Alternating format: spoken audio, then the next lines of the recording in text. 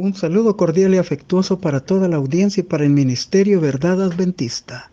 Agradecemos a Dios por el estudio del trimestre de los temas del Evangelio de Juan y por la lección número 6 programada para el sábado 9 de noviembre, más testimonios acerca de Jesús. Y cuando yo sea levantado de la tierra, a todos atraeré hacia mí. Juan 12:32. Venimos analizando los temas del Evangelio de Juan, un énfasis sobre la importancia de la testificación. El Evangelio comienza introduciendo su prólogo con el testimonio de Dios mismo revelándose desde antes de la fundación del mundo. Nos habla de su preexistencia y eternidad, donde Logos, Jesús el Hijo de Dios, estaba junto con el Padre desde el principio. Y el Evangelio lo presenta como el creador de todo lo que existe y como la luz verdadera que había sido enviada a nuestro mundo. Juan 1 del 1 al 3. Luego el Evangelio menciona el misterio de su encarnación y dice: y aquel verbo se hizo carne y habitó entre nosotros. Juan 1:14. Al añadir a su divinidad la naturaleza humana y fusionando ambas naturalezas en su propia persona para siempre. Y llegado el cumplimiento del tiempo de la profecía de Daniel 9:24 al 27, el Señor envió a su Hijo, nacido de mujer, a nuestro mundo, Gálatas 4:4, a su Hijo unigénito que vino de su seno para entregarlo como el mayor don del cielo para la salvación de la raza humana caída, Juan 3:16. Luego vemos el testimonio de los miembros de la divinidad presentes en el evento significativo del bautismo de Jesús, que daba inicio a su ministerio terrenal. Desde ese momento, la asistencia de la divinidad durante sus 3 años y medio de ministerio hasta llegar al clímax de su misión y muerte en la cruz, donde fue sacrificado como Cordero de Dios que quita el pecado del mundo, Juan 1:29, fue irrefutable. Esto nos hace pensar reflexivamente. Si las personas que estuvieron presentes en su bautismo vieron el cielo abierto y cómo el Espíritu Santo posó sobre Jesús y escucharon la voz del Padre Celestial diciendo: este es mi Hijo amado, en quien tengo complacencia, Mateo 3 del 13 al 17, y no creyeron en Jesús, ¿podemos entonces pensar que cualquier otra evidencia que Jesús hiciera para probar que era el Mesías enviado de Dios y para salvación de la humanidad y de su pueblo no podía satisfacer sus dudas, incredulidad y escepticismo? Jesús mismo dio testimonio de sí con la autoridad de su enseñanza, sus obras y la conducta intachable de su carácter. Algunos le oyeron y vieron sus obras y pudieron expresar de él: cuando venga el Cristo, ¿acaso hará más señales que este hombre? Juan 7:31. Pero debemos ver esto en el contexto del gran conflicto entre el bien y el mal, cuando las fuerzas de las tinieblas entraron en continua actividad, produciendo en la sociedad judía y gentil la duda, la incredulidad ante sus actos de misericordia, provocando divisiones en la gente, unos creyendo, otros dudando, y como los dirigentes de Israel, cerrando su corazón y mente ante todas las evidencias divinas y humanas en favor de Jesús como Mesías. La lección de la semana examina quienes dieron testimonio en favor de Jesús, personas de diferentes condiciones sociales, y en cada circunstancia revelando evidencias de quién es Jesús.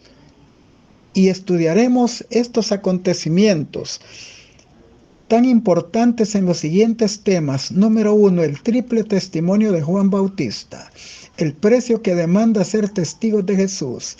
El tercero, el testimonio del Padre Celestial. Y cuarto, el testimonio de la multitud. Finalizando, como es nuestra costumbre, con las aplicaciones pertinentes. Comenzamos con el triple testimonio de Juan el Bautista. El nacimiento de Juan el Bautista fue señalado por el ángel a Zacarías, su padre, como una aplicación tipológica de Elías.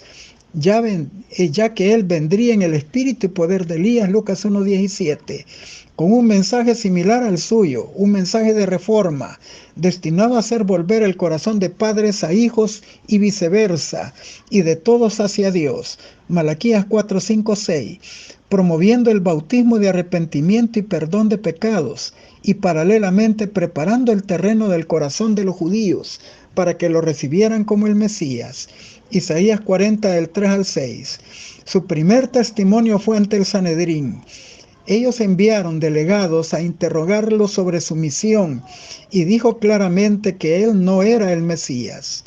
Era la voz que clamaba en el desierto: enderezad el camino del Señor. Juan 1:21-23. Testificó claramente que el Mesías venía tras de él y que era mayor que él y que no era digno de desatar las correas de su sandalia. Juan 1:27. Juan testificó que Dios le reveló cómo identificarlo. En Juan 1:31 dijo: yo no le conocía, pero quien me envió a bautizar dijo: aquel sobre quien veas descender el Espíritu y permanecer en él, ese es el que bautiza con el Espíritu Santo, y yo lo vi y he dado testimonio de que este es el Hijo de Dios. Juan 1:33 y 34. La siguiente ocasión que testificó, después de haberlo bautizado en el río Jordán, en público y luego ante sus discípulos, él dijo: Jesús, el Cordero de Dios que quita el pecado del mundo. Juan 1:29 y 36. Su propósito era llevar a todos a los pies de él. Y en esa ocasión Andrés llevó también a su hermano Simón, Pedro, y Felipe a su amigo Natanael. Ellos fueron los primeros discípulos junto con Juan. Las palabras de Juan apuntan al cumplimiento de todo el sistema de sacrificios y ofrendas por el pecado del santuario terrenal y del templo de Jerusalén. En el sacrificio expiatorio de Jesús en favor de la humanidad muerta en delitos y pecados en la cruz, se encontraría la realidad de los símbolos, y entonces ahí sería la reconciliación del mundo con Dios a través de él. 2 de Corintios 5:19. El Evangelio registra todo esto con el objeto de cambiar toda falsa expectativa mesiánica para que le reconozcan como el Mesías sufriente de Isaías 53, que también le llama Cordero, para que acepten su reino de gracia y entiendan que hasta que Él termine su obra celestial en el santuario, entonces Él viene por segunda vez para establecer su reino de gloria. Mateo 25:31, Daniel 7:18. Pero Juan registra una tercera ocasión en que Juan el Bautista testificó, en el capítulo 3, verso 25 al 36. El evangelista narra que hubo una discusión entre discípulos de Juan y un judío anónimo sobre la purificación y administración del bautismo por inmersión, y se menciona que Jesús y sus discípulos bautizaban más personas que Juan, y ellos llevaron el comentario a su maestro, Juan 3:26. Veían con recelo la prosperidad de la obra de Jesús y temían su destino y el destino de su líder. Pero Juan, superando todo prejuicio y celo por el éxito de Jesús, dice a sus discípulos que nunca pretendió ser el Cristo. Su misión era prepararle el camino y llevarlos a todos hacia él. Juan 1, del 6 al 8. Usó la imagen del matrimonio, ubicándose él como el amigo del esposo, a Jesús como el esposo y al pueblo de Israel como la esposa, Oseas 2 del 16 al 23, Isaías 62 del 1 al 5, recalcando que al cumplir su misión él tenía que crecer y él menguar. Juan 3:30. Pero en Juan 3:31 al 36 exaltó la superioridad de Jesús sobre él como su precursor. Los que aceptan su testimonio y crean en él tienen vida eterna. Los que lo rechazan serán condenados. Juan 3:16, 17. Juan el Bautista es un ejemplo noble de madurez cristiana, de humildad y de convicción profunda y consagración plena a la misión. Solo la celda y el cadalso acallaron su testimonio y debemos de aprender de él en nuestra tarea moderna. Es también evidente que Dios no fuerza a nadie a creer en Jesús, sino que es el peso de las evidencias mostradas y la obra intensa del Espíritu Santo la que convence al mundo, Juan 16:8. Y sin embargo, algunos usarán mal su libre albedrío y rechazarán la invitación del Evangelio de la Gracia, Juan 1:11 y 3:18-19. Continuamos con el precio que demanda ser testigo de Jesús. Esto es un comentario de complemento de la lección número 2. Allí describimos el milagro de la multiplicación de los panes y peces, donde se alimentaron 5,000 hombres, sus mujeres e hijos. Tenemos como antecedente que la multitud, en la influencia de la interpretación errada de los rabinos, vieron a Jesús y su señal como el profeta esperado. Dimensionaron que las implicaciones de hacerlo rey. Allí no habrían enfermos, sus ejércitos no tendrían hambre, serían invencibles, Israel recuperaría su gloria terrenal. Sin embargo, Jesús rechazó su propuesta y se retiró del lugar. Al día siguiente la multitud molesta vuelve en su búsqueda, pero ahora le escuchan enseñando en la sinagoga de Galilea y le piden más señales para creer en él. El Señor los reprendió porque buscaban únicamente beneficios terrenales, pero que en su mente no había mínima aspiración a los valores eternos y espirituales. Y luego les explicó la relación entre el milagro de la multiplicación de los panes y peces y el milagro del maná en el desierto en tiempos de Moisés. La tipología del maná fue usada por Jesús para hablar de sí mismo como el mayor don del cielo enviado para salvar al mundo. Usó muchas frases que lo identificaban así: yo soy el pan vivo que descendió del cielo, yo soy el pan de vida, el que come mi carne y bebe mi sangre tiene vida eterna, Juan 6, 35, 41 y 54. Ellos tenían que estar familiarizados con la fiesta de la Pascua y su significado, recordar el comer la carne del cordero como una aplicación personal y recordar cómo sus patriarcas marcaron con la sangre de ese cordero sus puertas y ventanas para ser beneficiados de que el ángel de la muerte no tocara sus primogénitos. De esta manera les explica espiritualmente el milagro. Sus ojos fueron abiertos ante la naturaleza real de su reino y al ver que sus expectativas estaban fuera de lugar, se retiraron y le abandonaron. Juan 6:66. El impacto humano es inevitable. Era un momento difícil para Jesús, quien no quiere ser aceptado. Sin embargo, Jesús no vino a buscar gloria terrenal. Él desde sus inicios fue el varón de dolores experimentado en quebrantos, Isaías 53:3. La única gloria que recibiría en este mundo es la gloria de su muerte humillante en la cruz. Y debemos de comprender en la reacción del pueblo, de esas multitudes, que cuando la persona tiene un contacto con la luz, la mente natural inmediatamente al ver que es manifiesto su pecado, rechaza y huye de la luz. Juan 3:20. Jesús escuchó que sus mismos discípulos dijeron al ver a la multitud que se retiraba: Señor, dura es tu palabra, ¿quién podrá soportarla? Y al ver que ellos retrocedían, preguntó a su círculo íntimo, a los 12, ¿queréis iros vosotros también?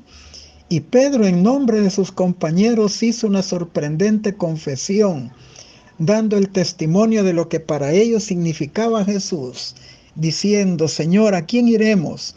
Solo tú tienes palabras de vida eterna, y nosotros creemos y conocemos que eres el Santo de Dios.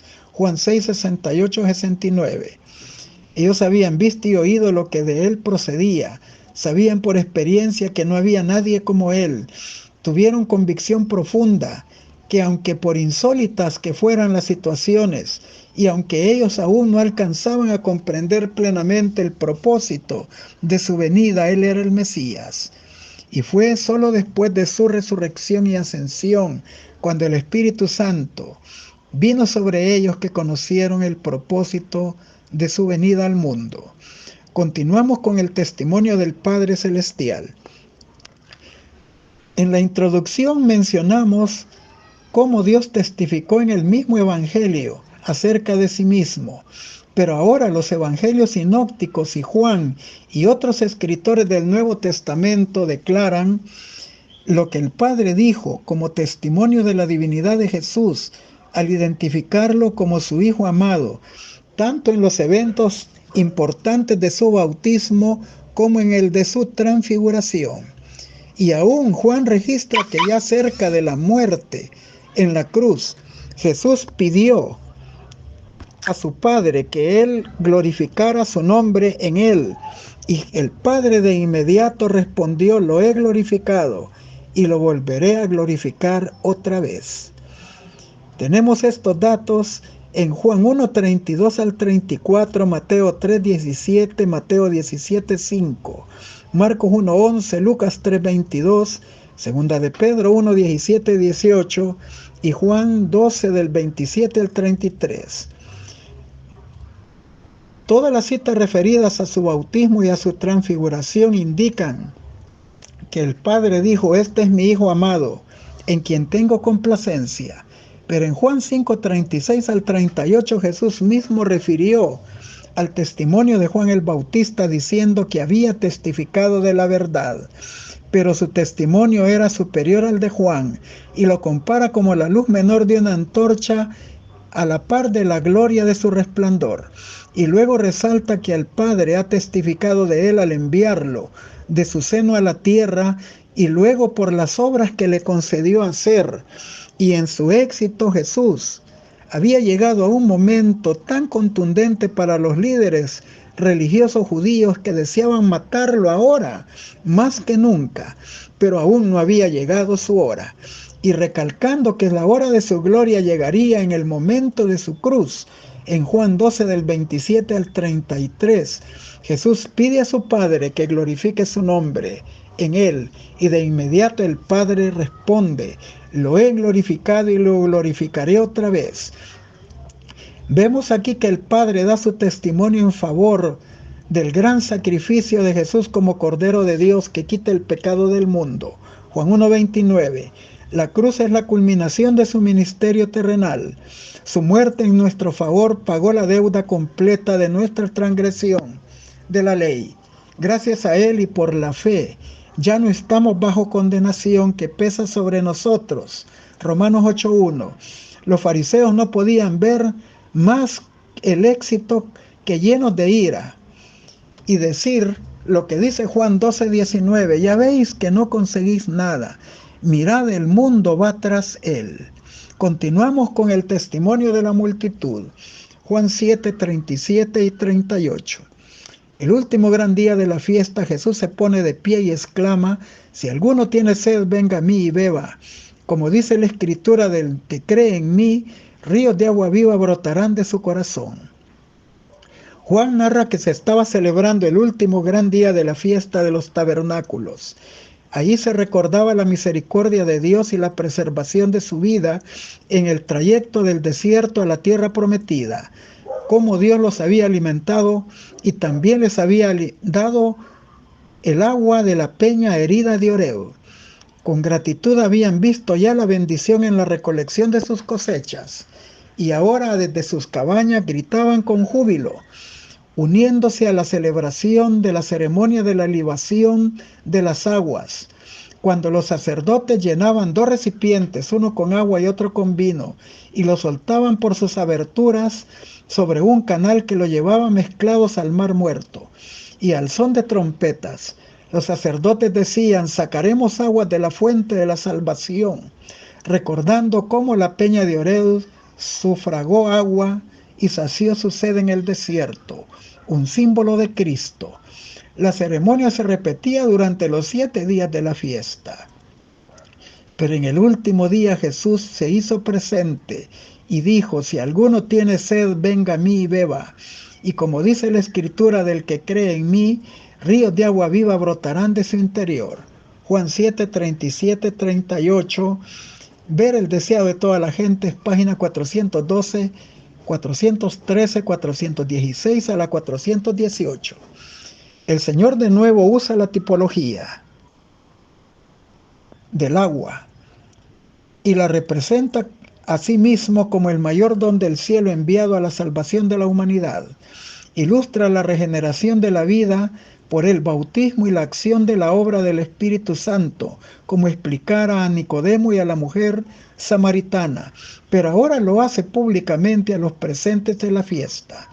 Sus palabras provocaron reacciones diversas. Para unos era el Mesías, otros el profeta enviado de Moisés, Deuteronomio 18, 15 al 19. Se suscita el argumento de que el Mesías no viene de Galilea, debe de ser de Belén porque es descendiente de David, Miqueas 5:2. Causóse un tumulto entre los oyentes. Los oficiales del templo pensaron que iban a arrestarlo, pero al escucharlo y verlo, quedaron perplejos ante su elocuencia. Los fariseos lo llamaron a los guardias y lo reprendieron al no prenderlo, y le dijeron: jamás hombre alguno ha hablado como este hombre. Juan 7:46. Y ellos le replicaron: ¿ha creído acaso alguno de los gobernantes o de los fariseos en él? Él no gozaba del apoyo de ellos. Era un mensajero ilegítimo. Juan 7:48. Nicodemo entró en defensa de Jesús y dijo: ¿juzga nuestra ley a un hombre sin oírle primero y sin entender lo que ha hecho? Juan 7:51. Trataba de protegerlo de las maquinaciones perversas del Sanedrín. Y aquí se ve un pálido vislumbre de la obra que aquella noche, en aquella entrevista nocturna, la obra del Espíritu Santo comenzaba a dar frutos de la semilla que Jesús sembró en su corazón.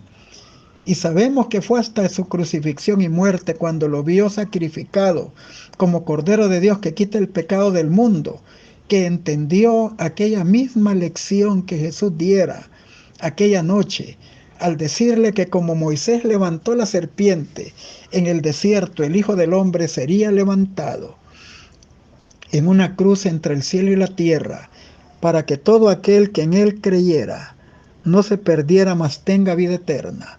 Juan 3, 14 al 16. Y fue al verlo ya sacrificado que se declara en público como su seguidor, y junto con José de Arimatea le dieron una digna sepultura. Juan 19, 39 y 40. Finalizamos con las aplicaciones pertinentes.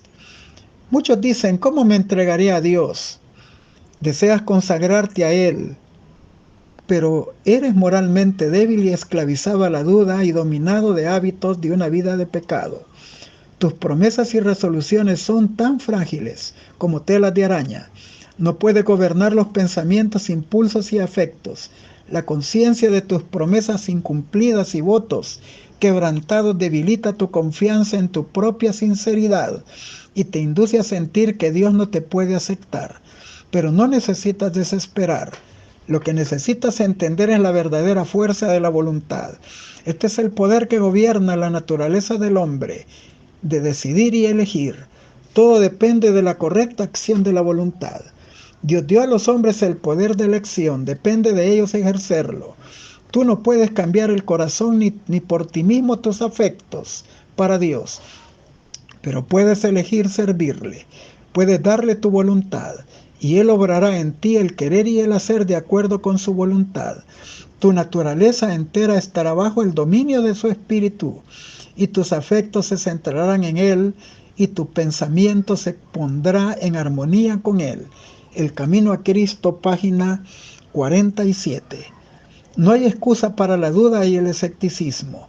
Dios ha hecho amplia provisión para establecer la fe de los hombres, si quieren decidirse por el peso de las evidencias.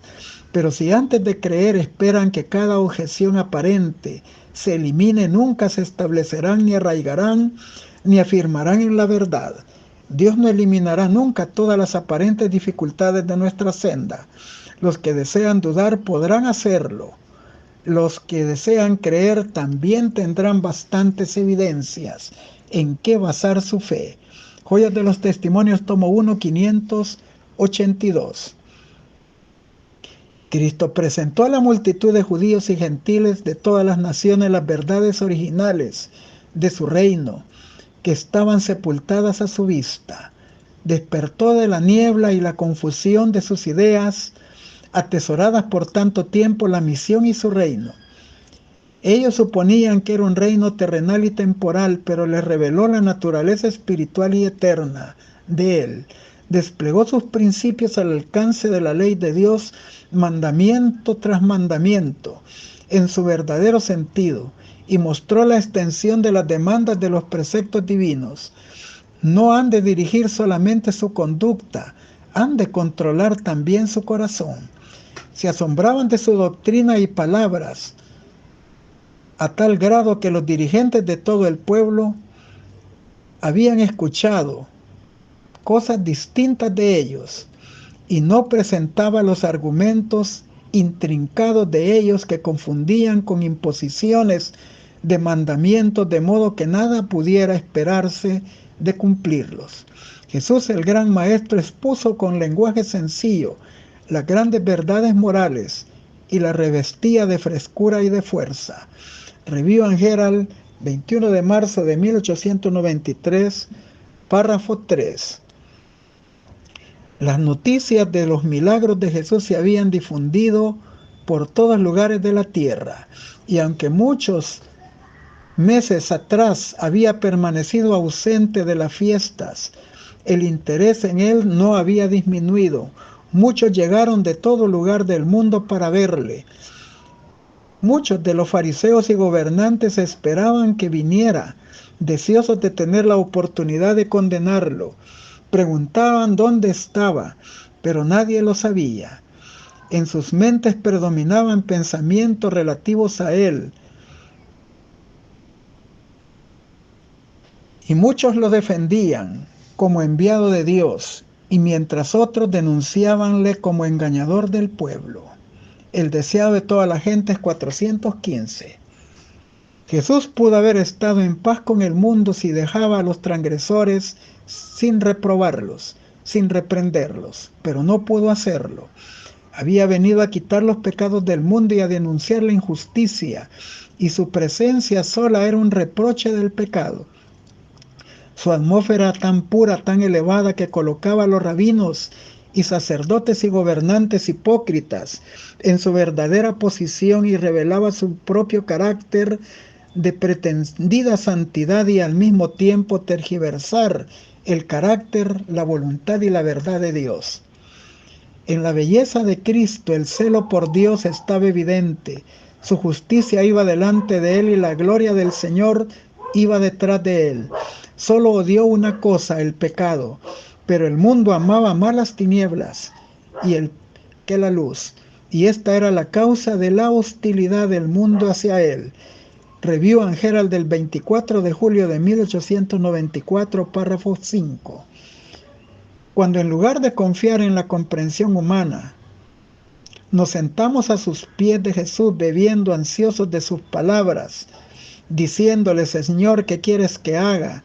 Nuestra independencia natural, nuestra confianza propia, nuestra obcecada fuerza de voluntad se cambiarán por un espíritu infantil y sumiso y educado. Los afectos se centrarán en Él y los pensamientos serán arrastrados hacia el cielo. Él crecerá y nosotros decreceremos. Cultivaremos las virtudes que moran en Jesús para que podamos reflejar ante los demás la representación de su carácter. Nuestra elevada vocación, página 101. A la luz de la revelación divina y por medio de su sacrificio expiatorio podemos ver la gloriosa redención por la cual nuestros pecados son perdonados y somos atraídos al corazón de amor infinito. Vemos que Dios es justo y sin embargo perdonador de los transgresores de su ley. No somos simplemente perdonados, somos aceptos en el amado. El plan de redención no es una forma de escapar del castigo, de la transgresión, sino que el pecador recibe perdón y sus pecados son perdonados por medio del plan, y finalmente recibido es en el cielo, no como delincuente perdonado y dejado en libertad, indigno de confianza, sino brindándole amistad. Y luego se le da la bienvenida como a un hijo, como se le diera al pródigo. El sacrificio de nuestro Salvador ha hecho amplia provisión para cada alma arrepentida y creyente. Somos salvos por medio de Dios que ama, a quien ha sido comprado con la sangre de Cristo. No solo perdonará al arrepentido, le permitirá entrar en el cielo, y el Padre de misericordias aguardará en los mismos portales del cielo para darles la bienvenida y amplia entrada en sus mansiones. Qué maravilloso amor ha mostrado el Padre en la dádiva de su Hijo amado por la raza caída. Y este sacrificio es un canal por el cual fluye el amor infinito para que todo aquel que cree en Jesucristo pueda recibirle como el Hijo pródigo en plena y gratuita reintegración en el favor del cielo. Review and Herald del 21 de septiembre de 1886, párrafo 12. ¿Cuál fue la labor del mensajero de Dios en nuestro mundo? El unigénito de Dios, revestido de su divinidad con humanidad, vino al mundo como maestro e instructor para contrastar la verdad y el error. La verdad salvadora nunca se extinguió en sus labios, y nítidamente por medio de sus labios las tinieblas morales no prevalecían en el mundo. Para esta obra dejó los atrios del cielo. Dijo de sí mismo: para esto he venido a dar testimonio de la verdad. La verdad brotaba de sus labios con frescura y poder, como una nueva revelación. Era el camino, la verdad y la vida. Su vida fue ofrendada por este mundo pecador, porque su obra era salvar las almas que perecen. Salió para ser la luz verdadera y resplandeciente en medio de las tinieblas morales de la superstición, el error, y fue anunciado por una voz del cielo que dijo: este es mi Hijo amado, en quien tengo la complacencia. Y en su transfiguración se oyó nuevamente la voz del cielo: este es mi Hijo amado, en quien tengo complacencia. Fundamentos de la educación cristiana, página 405.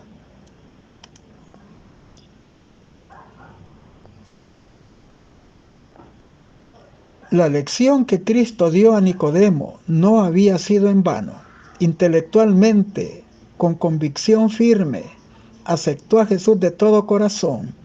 Desde aquella entrevista con el Salvador escudriñó con fervor las escrituras del Antiguo Testamento y vio la verdad colocada dentro de la verdadera perspectiva del Evangelio.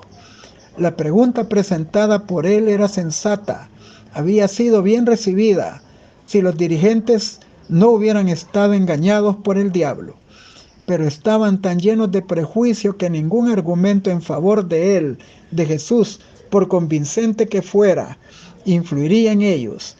La respuesta que recibió Nicodemo fue: ¿eres tú también Galileo? Escudriña si de Galilea ha nacido algún profeta. Sacerdotes y gobernantes fueron engañados de acuerdo con la intención de Satanás para creer que Cristo provenía de Galilea, aunque algunos sabían que venía de Belén, pero permanecieron callados para que la falsedad no perdiera su poder. Comentario Bíblico Adventista 7-A 335. Aquel en quien mora Cristo tiene en sí la fuente eterna de gracia y de fortaleza. Jesús alegra su vida y alumbra su sendero de los que le buscan de todo corazón. Su amor recibido en el alma se manifestará en buenas obras para vida eterna. No solo bendecirá el alma, de la cual brota la corriente viva, también fluirá en palabras y acciones justas para refrescar a los demás sedientos que le rodeen. Historia de los Patriarcas y Profetas, 437 y 438.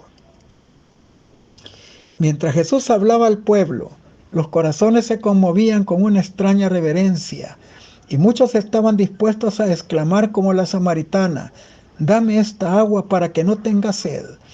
Conocía las necesidades del alma, que la pompa, la riqueza y los honores no satisfacen el alma. Si alguno tiene sed, venga a mí y beba. Los ricos, los pobres, los encumbrados y los humildes son igualmente bienvenidos.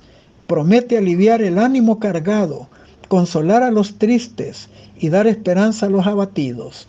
Muchos que oyeron que Jesús, sus palabras lloraban de esperanzas frustradas, alimentaban un agravio secreto, tratando de satisfacer sus anhelos con las cosas del mundo y con la alabanza de los hombres, pero habían llegado a la conclusión de que tan solo cavaron cisternas rotas que no retenían ni agua ni aplacaban su sed.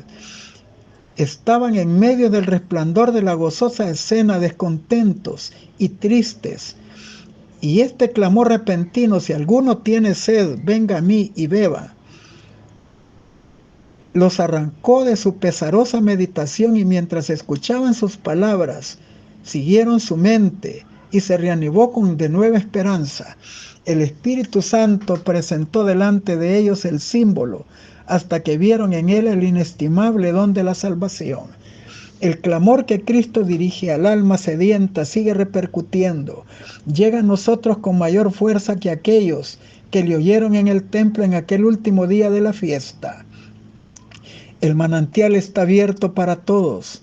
A los cansados y exhaustos se les ofrece refrigerante bebida de vida eterna. Jesús sigue clamando: «Si alguno tiene sed, a mí, venga a mí y beba. Y el que tiene sed, venga, y el que quiere, tome del agua de la vida gratuitamente. Mas el que bebiere de esta agua que yo le daré, nunca tendrá sed. Mas el agua que yo le doy será una fuente en él de agua que salta para vida eterna». Deseado de todas las gentes, 416 a la 418. Les deseo un feliz sábado en la presencia bendita de Dios.